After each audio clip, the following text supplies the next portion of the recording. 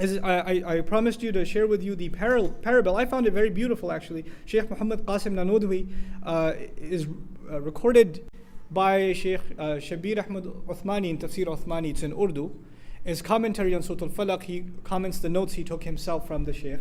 And he says, he gives a parable explaining Surah Al-Falaq and the different kinds of harms it protects us from. He says it's like, Allah wants us to think of ourselves like the plant that a gardener takes care of. A gardener is planting a plant in the ground, and it has different problems that it has to protect itself from. Number one, there are animals like, a goat or a lamb or something that wants to graze on that plant. It wants to chew on it. Now the goat or whatever animal it may be, or even a bug or a bird, it's not the enemy of the farmer. It's only doing that because that's in its nature. Allah created it, and part of that creation is it's going to eat a plant or it's going to chew on it. This is part of the manifestation of min sharri ma khalaq. There are things Allah created, and they can cause you damage not because they're evil, but because that's what they do. A shark or a lion or whatever is going to do what it does. And it's not because it's evil, it's acting out in accordance with its nature. So in the way Allah created things naturally, there's the potential for you receiving harm just in the natural order of things. And so you have to ask Allah for protection from them. But that's not the only kind of protection He seeks. So He fences the plant around so the goat doesn't come by and chews it up. But the next thing is He has to plant the plant in a place where it gets plenty of sun, it gets plenty of water, it's in a good environment. And there are no obstructions, there are no things that keep it, no blockades from keeping it from the things that it needs. We ask Allah, وَمِن شَرِّ غَاسِقٍ إِذَا وَقَبْ. And this ghasaq and waqab, the barrier of dark, keeping you from what you would otherwise have access to in the light of day, is just like that farmer who wants that there are no blockades. There are no obstacles in his path. And the obstacle for the human being clearly becomes the dark of the night. Then he says the third element is that what if you have too much water or too much sun?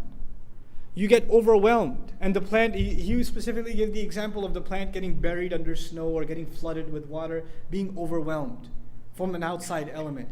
وَمِن شَرِّ النَّفَّاثَاتِ فِي الْعُقَدِ. I mentioned to you before, when people, their sorcery is done on them, they feel like they're being suffocated from within.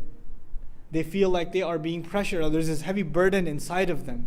That's the feeling of someone who magic has been done on. And finally, he protects his garden and his plant from an enemy who wants to harm him. It's not just the elements. It's not just he wants to make sure it gets enough sunlight or whatever. Not just the animals, but there's an actual enemy that wants to make sure his plant is destroyed. How does the surah address this enemy? وَمِن شَرِّ حَاسِدٍ إِذَا حَسَدٍ. So from every angle, just like that plant the gardener wants to protect, Allah Azza wa Jal wants to protect ourselves. And He wants us to seek protection for ourselves.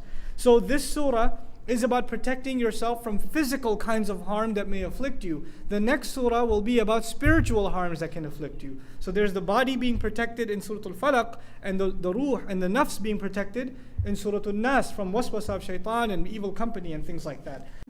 The final comment on this I want to share with you about the hasidun, the people who have hasad against us. Who is on our side? What do you have to worry about? People, Muslims, getting all proud. Man, they have this many weapons, and they have these many agents, and they've got this, and they've got the other, and all this conspiracy theory. Who do you have on your side? قُلْ أَعُوذُ بِرَبِّ الْفَلَقِ. All the darkness on one side, and the one who tears through the darkness and brings light to you on the other side. What do you have to worry about? We have to hold on to this book and seriously believe in it. When it gives us counsel, we have to take it as counsel for us. We can't just take it as empty, just a dars and some interesting knowledge, but go back to our attitude. This is supposed to change our attitudes. It's supposed to change our attitudes. I pray that Allah Azza wa Jal gives all of us the strength to change our attitudes. May Allah make us unified with the Qur'an. May Allah give us a comprehensive understanding of it. I just want to make two announcements before.